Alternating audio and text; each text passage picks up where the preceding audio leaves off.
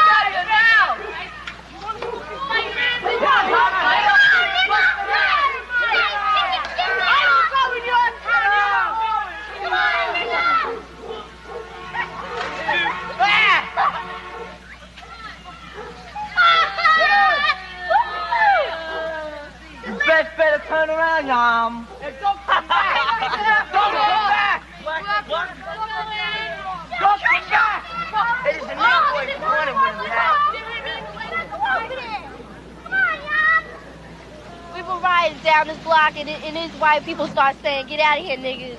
You know, get out of my neighborhood. Don't come to this neighborhood." And then they start hitting on her.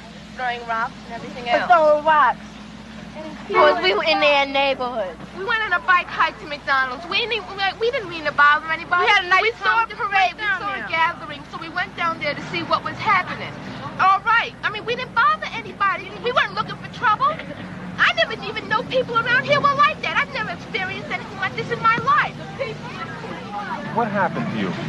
Nothing happened to me, but this little boy, short boy about my size, or little short, had picked up a rock, and he was in the front of all these tall hunkies. But he threw the rock. He tried to hit my sister, but he almost hit me about that much away from me. And I was sure wish he had hit me with that rock. I would pick up the rock right next to me and hit him right dead in his face. They always say niggas are doing everything.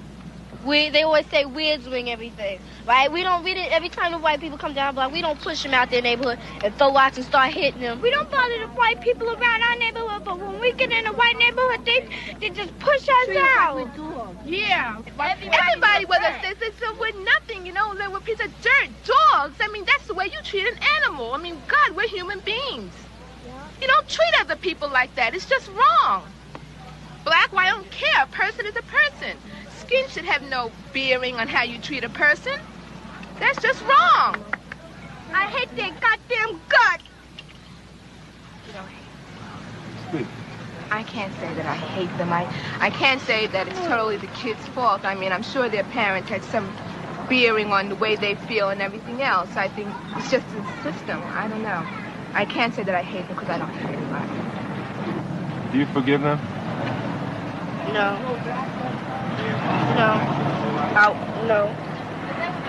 Can't take back no hurt. But they gonna always do that. They always spit on us like we some dogs. They always gonna spit back do that. on them. Ain't nothing gonna change.